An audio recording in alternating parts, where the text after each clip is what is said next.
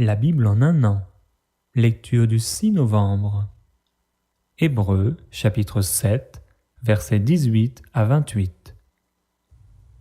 Il y a ainsi abolition d'une ordonnance antérieure, à cause de son impuissance et de son inutilité.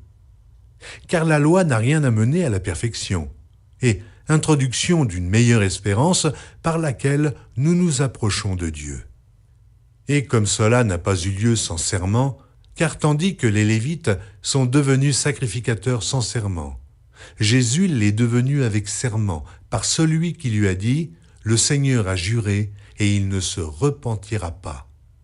Tu es sacrificateur pour toujours, selon l'ordre de Melchisédek. » Jésus est par cela même le garant d'une alliance plus excellente.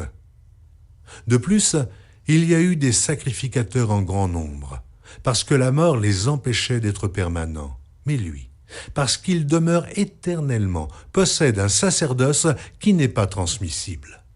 C'est aussi pour cela qu'il peut sauver parfaitement ceux qui s'approchent de Dieu par lui, étant toujours vivant pour intercéder en leur faveur. Il nous convenait, en effet, d'avoir un souverain sacrificateur comme lui, saint, innocent, sans tache, séparé des pécheurs et plus élevé que les cieux, qui n'a pas besoin, comme les souverains sacrificateurs, d'offrir chaque jour des sacrifices, d'abord pour ses propres péchés, ensuite pour ceux du peuple, car ceci il l'a fait une fois pour toutes en s'offrant lui-même.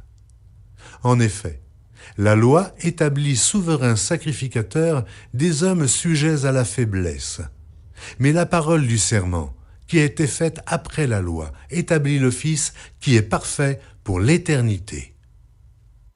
Ézéchiel, chapitre 14, versets 12 à 23. La parole de l'Éternel me fut adressée en ces mots. Fils de l'homme, lorsqu'un pays pécherait contre moi en se livrant à l'infidélité et que j'étendrais ma main sur lui, si je brisais pour lui le bâton du pain, si je lui envoyais la famine, si j'en exterminais les hommes et les bêtes, et qu'il y eût au milieu de lui ces trois hommes, Noé, Daniel et Job, ils sauveraient leur âme par leur justice, dit le Seigneur, l'Éternel. Si je faisais parcourir le pays par des bêtes féroces qui le dépeupleraient, s'il devenait un désert où personne ne passerait à cause de ces bêtes, et qu'il y eût au milieu de lui ces trois hommes, je suis vivant, dit le Seigneur, l'Éternel, il ne sauverait ni fils ni fille, eux seuls seraient sauvés, et le pays deviendrait un désert. Ou si j'amenais l'épée contre ce pays, si je disais que l'épée parcourt le pays, si j'en exterminais les hommes et les bêtes, et qu'il y eût au milieu de lui ces trois hommes, je suis vivant, dit le Seigneur, l'Éternel, il ne sauverait ni fils ni fille, mais eux seuls seraient sauvés. Ou si j'envoyais la peste dans ce pays, si je répandais contre lui ma fureur par la mortalité, pour en exterminer les hommes et les bêtes, et qu'il y eût au milieu de lui Noé, Daniel et Job, je suis vivant, dit le Seigneur, l'Éternel, il ne sauverait ni fils ni fille, mais il sauverait leur âme par leur justice. Oui, ainsi parle le Seigneur, l'Éternel. Quoique j'envoie contre Jérusalem mes 4 châtiments terribles, l'épée, la famine, les bêtes féroces et la peste, pour en exterminer les hommes et les bêtes, il y aura néanmoins un reste qui échappera, qui en sortira, des fils et des filles. Voici, ils arriveront auprès de vous. Vous verrez leur conduite et leurs actions, et vous vous consolerez du malheur que je fais venir sur Jérusalem, de tout ce que je fais venir sur elle. Ils vous consoleront quand vous verrez leur conduite et leurs actions, et vous reconnaîtrez que ce n'est pas sans raison que je fais tout ce que je lui fais, dit le Seigneur, l'Éternel. Ézéchiel, chapitre 15. La parole de l'Éternel me fut adressée en ces mots. Fils de l'homme, le bois de la vigne, qu'a-t-il de plus que tout autre bois, le sarment qui est parmi les arbres de la forêt? Prend-on de ce bois pour fabriquer un ouvrage? En tire-t-on une cheville pour y suspendre un objet quelconque? Voici, on le met au feu pour le consumer. Le feu en consume les deux bouts et le milieu brûle. Sera-t-il bon à quelque chose? Voici, lorsqu'il était entier, on n'en faisait aucun ouvrage. Combien moins, lorsque le feu l'a consumé et qu'il est brûlé, en pourra-t-on faire quelque ouvrage? C'est pourquoi ainsi parle le Seigneur, l'Éternel. Comme le bois de la vigne parmi les arbres de la forêt, ce bois que je livre au feu pour le consumer, ainsi je livrerai les habitants de Jérusalem. Je tournerai ma face contre eux. Ils sont sortis du feu, et le feu les consumera. Et vous saurez que je suis l'Éternel, quand je tournerai ma face contre eux. Je ferai du pays un désert, parce qu'ils ont été infidèles, dit le Seigneur, l'Éternel. Ézéchiel, chapitre 16, versets 1 à 41. La parole de l'Éternel me fut adressée en ces mots. Fils de l'homme, fais connaître à Jérusalem ses abominations. Tu diras, ainsi parle le Seigneur, l'Éternel, à Jérusalem. Par ton origine et ta naissance, tu es du pays de Canaan. Ton père était un Amoréen et ta mère une Hétienne. À ta naissance, au jour où tu naquis, ton nombril n'a pas été coupé, tu n'as pas été lavé dans l'eau pour être purifié, tu n'as pas été frotté avec du sel, tu n'as pas été enveloppé dans des langes. Nul n'a porté sur toi un regard de pitié pour te faire une seule de ces choses par compassion pour toi. Mais tu as été jeté dans les champs, le jour de ta naissance, parce qu'on avait horreur de toi. Je passais près de toi, je t'aperçus baigné dans ton sang, et je te dis, vis dans ton sang. Je te dis, vis dans ton sang. Je t'ai multiplié par 10 milliers, comme les herbes des champs. Et tu pris de l'accroissement, tu grandis, tu devins d'une beauté parfaite. Tes seins se formèrent, ta chevelure se développa, mais tu étais nu, entièrement nu. Je passais près de toi, je te regardais, et voici, ton temps était là, le temps des amours. J'étendis sur toi le pan de ma robe, je couvris ta nudité, je te jurai fidélité, je fis alliance avec toi, dit le Seigneur, l'Éternel, et tu fus à moi. Je te lavai dans l'eau, je fis disparaître le sang qui était sur toi, et je t'oignis avec de l'huile. Je te donnai des vêtements brodés et une chaussure de peau teinte en bleu. Je te ceignis de fin lin, et je te couvris de soie. Je te parais d'ornements, je mis des bracelets à tes mains, un collier à ton cou. Je mis un anneau à ton nez, des pendants à tes oreilles, et une couronne magnifique sur ta tête. Ainsi tu fus paré d'or et d'argent, et tu fus vêtu de fin lin, de soie et d'étoffes brodées. La fleur de farine, le miel et l'huile furent ta nourriture. Tu étais d'une beauté accomplie, digne de la royauté. Et ta renommée se répandit parmi les nations à cause de ta beauté. Car elle était parfaite, grâce à l'éclat dont je t'avais orné, dit le Seigneur, l'Éternel. Mais tu t'es confié dans ta beauté, et tu t'es prostitué à la faveur de ton nom. Tu as prodigué tes prostitutions à tous les passants, tu t'es livré à eux.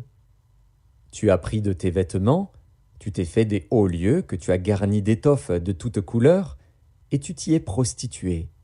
Rien de semblable n'était arrivé et n'arrivera jamais. Tu as pris ta magnifique parure d'or et d'argent que je t'avais donnée, et tu en as fait des simulacres d'hommes auxquels tu t'es prostitué. Tu as pris tes vêtements brodés, tu les en as couverts, et tu as offert à ces simulacres mon huile et mon encens. Le pain que je t'avais donné, la fleur de farine, l'huile et le miel, dont je te nourrissais, tu leur as offert ces choses comme des parfums d'une odeur agréable. Voilà ce qui est arrivé, dit le Seigneur, l'Éternel. Tu as pris tes fils et tes filles, que tu m'avais enfantés, et tu les leur as sacrifiés pour qu'ils leur servent d'aliment. N'était-ce pas assez de tes prostitutions? Tu as égorgé mes fils, et tu les as donnés, en les faisant passer par le feu en leur honneur. Au milieu de toutes tes abominations et de tes prostitutions, tu ne t'es pas souvenu du temps de ta jeunesse, lorsque tu étais nu, entièrement nu, et baigné dans ton sang. après toutes tes méchantes actions. Malheur, malheur à toi, dit le Seigneur, l'Éternel. Tu t'es bâti des maisons de prostitution, tu t'es fait des hauts lieux dans toutes les places. À l'entrée de chaque chemin, tu as construit tes hauts lieux, tu as déshonoré ta beauté, tu t'es livré à tous les passants, tu as multiplié tes prostitutions. Tu t'es prostitué aux Égyptiens, tes voisins au corps vigoureux, et tu as multiplié tes prostitutions pour m'irriter. Et voici, j'ai étendu ma main contre toi, j'ai diminué la part que je t'avais assignée, je t'ai livré à la volonté de tes ennemis, les filles des Philistins, qui ont rougi de ta conduite criminelle. Tu t'es prostitué aux Assyriens, parce que tu n'étais pas rassasié. Tu t'es prostitué à eux, et tu n'as pas encore été rassasié.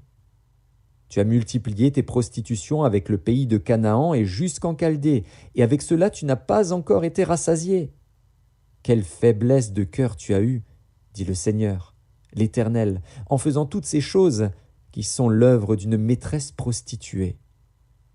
Lorsque tu bâtissais tes maisons de prostitution à l'entrée de chaque chemin, lorsque tu faisais tes hauts lieux dans toutes les places, tu n'as pas même été comme la prostituée qui réclame un salaire. Tu as été la femme adultère, qui reçoit des étrangers au lieu de son mari. À toutes les prostituées on paye un salaire. Mais toi, tu as fait des dons à tous tes amants. Tu les as gagnés par des présents, afin de les attirer à toi de toutes parts dans tes prostitutions. Tu as été le contraire des autres prostituées, parce qu'on ne te recherchait pas. Et en donnant un salaire au lieu d'en recevoir un, tu as été le contraire des autres. C'est pourquoi, prostituée, écoute la parole de l'Éternel. Ainsi parle le Seigneur, l'Éternel.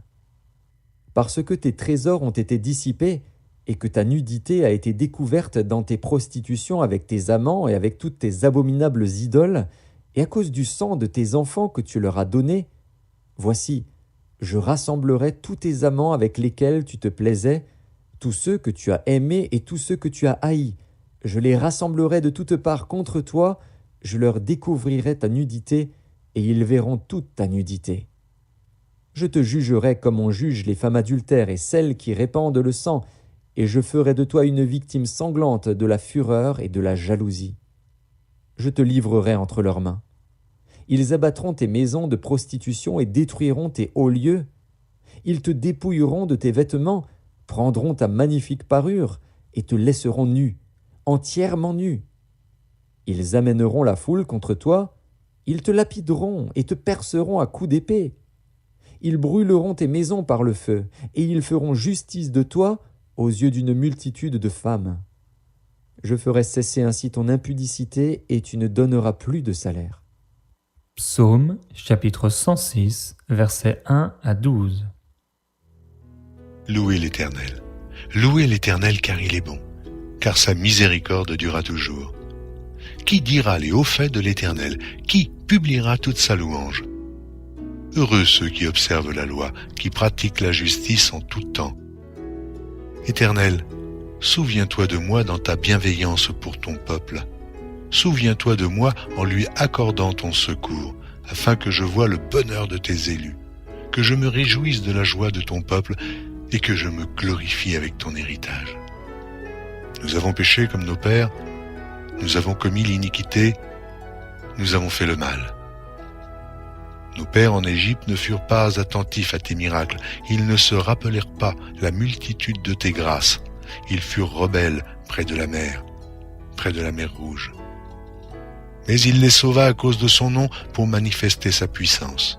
Il menaça la mer Rouge et elle se dessécha, et il les fit marcher à travers les abîmes comme dans un désert. Il les sauva de la main de celui qui les haïssait, il les délivra de la main de l'ennemi.